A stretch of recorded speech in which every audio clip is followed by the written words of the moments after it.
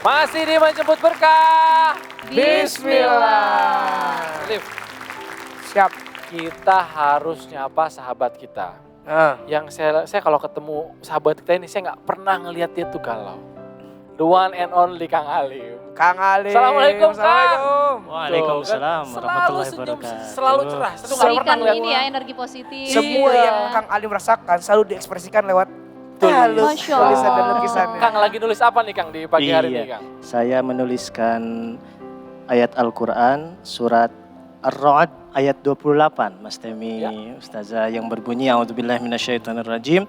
Alladzina amanu wa tatma'innu qulubuhum bidzikrillah, yaitu orang-orang yang beriman yang tenang hatinya dengan mengingat Allah. Ala bidzikrillahi tatma'innul qulub. Ingatlah, sesungguhnya dengan mengingat Allah hati itu akan menjadi tenang. Begitu ayat Al-Qur'annya. Mas Masya Temi. Allah. Masya Allah, Kang, luar biasa Dari sekali. apa yang Kang Alim tulis, apa yang bisa kita tadaburi? Ya, ayat ini sebenarnya banyak mengajarkan kepada kita pelajaran yang berharga sekali. Ala bidzikrillahi tatmainnul qulub. Ingatlah, hanya dengan mengingat Allah maka hati kita akan tenang. Karena fitrahnya manusia yang saya sampaikan sebelumnya, manusia itu kan dia terkadang berada pada fase kegelisahan, kegundahan, kegalauan, tidak tenang hatinya, dirundung masalah, kesedihan dan lain sebagainya. Tapi terkadang dia masuk kepada fase kebahagiaan. Dari mana itu berasal? Otomatis semua itu berasal dari hati. Dari ruh. Itulah kenapa manusia bukan hanya punya jasad tapi ada ruhnya. Kalau ruhnya sehat, rohaninya sehat, maka keseluruhan juga akan sehat.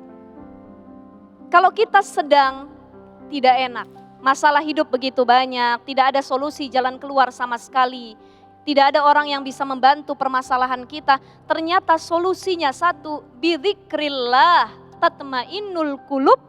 Ingat Allah. Dengan cara apa mengingat Allah?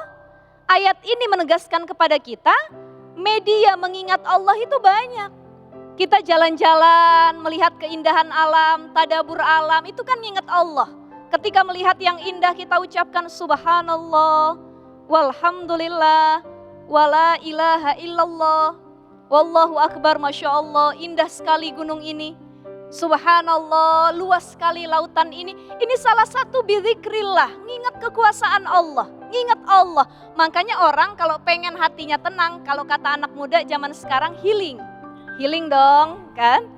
Jalan-jalan dong gitu. Healing hilang. Jangan hilang juga kan? Healing, ketika healing, kalau pengen benar-benar healing dan gak lelah, ada orang ketika pergi healing, pulang-pulang malah lelah hatinya, habis duitnya, bertambah pikiran pekerjaannya. Kenapa? Karena ternyata healingnya bukan healing yang didasari bidzikrillah, mengingat Allah Subhanahu wa ta'ala. Apa media lainnya?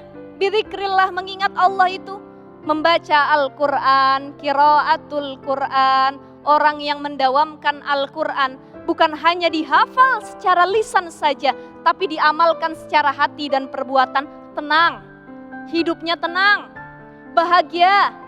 Maka dalam kitab Nasha'ihul Ibad dikatakan ciri orang bahagia salah satunya man lahu qalbun alimun. Ciri yang pertama adalah hatinya selalu ingat sama Allah Subhanahu wa ta'ala. Insya Allah bagaimanapun keadaan kita tenang, bahagia, indah rasanya hidup. Kenapa? Karena di setiap keadaan yang kita lakukan adalah ingat Allah, ingat Allah, ingat Allah. Tapi ternyata timbul banyak pertanyaan. Kak, saya sudah baca Quran, saya sudah berzikir sehabis sholat. Bahkan kalau nggak sholat pun, lagi fase haid dan lain sebagainya, saya zikir nggak ketinggalan. Kenapa saya udah baca Quran, saya sudah berzikir, saya sudah sholat, saya sudah ingat Allah Subhanahu wa ta'ala, tapi tetap hati saya tidak tenang. Kenapa? Apa salahnya? Bukan salah ketika baca Qur'annya, bukan salah ketika ibadahnya. Bisa jadi ketika baca Qur'an kita kurang adab-adabnya. Bagaimana adab orang yang hendak mempelajari, mentadaburi, mengamalkan isi Al-Quran pertama, kalau dia mau memegang Al-Quran, dia mau membaca Al-Quran, dia harus suci. Baik suci secara jasmani, suci dari hadas, najis. Yang paling penting adalah suci hatinya dari perbuatan dan pikiran-pikiran negatif.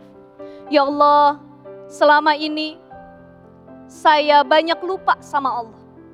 Ya Allah, saya hidup 40 tahun, 50 tahun, tapi ibadah saya tidak pernah sungguh-sungguh. Ya Allah, sehari 5 waktu saya melakukan sholat, tapi apakah sholat saya sudah benar? Apakah sholat saya jadi media komunikasi dengan Allah Subhanahu wa Ta'ala? Atau ternyata sholat saya selama ini cuma hanya gerakan? Ya Allah, di usia sampai sekarang ini, saya merasa belum ada perubahan sama sekali. Saya pengen tanya sama ibu-ibu yang hadir. Ya, punten ibu, saya pengen nanya yang paling depan. Ini, siapa namanya ibu? Ibu Enar. Berapa usianya? 50. 50. Pernah tidak selama 50 tahun ini meninggalkan sholat? Ya mungkin kalau perempuan kan haid kan. Kalau lagi di perjalanan mungkin pernah juga. Selama ini kalau ada masalah sama suami, kalau ada masalah sama anak, kembalinya ke Allah apa ke manusia? Ke Allah. Benar? Ke Allah?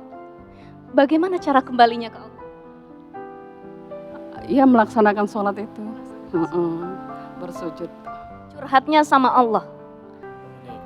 Astaghfirullah Rabbal baraya. Astaghfirullah Astaghfirullah Rabbal baraya. Astaghfirullah minal khataya. Ya Allah, ampuni segala dosa-dosa kami.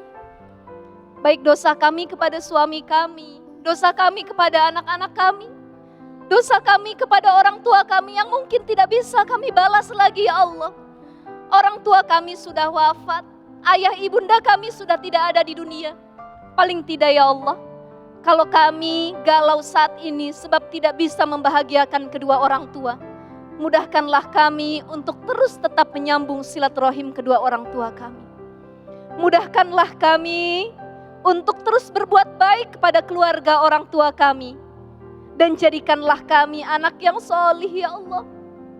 Karena ternyata Bapak Ibu sekalian, yang orang tua butuhkan, karena di sini yang hadir ibunda semua.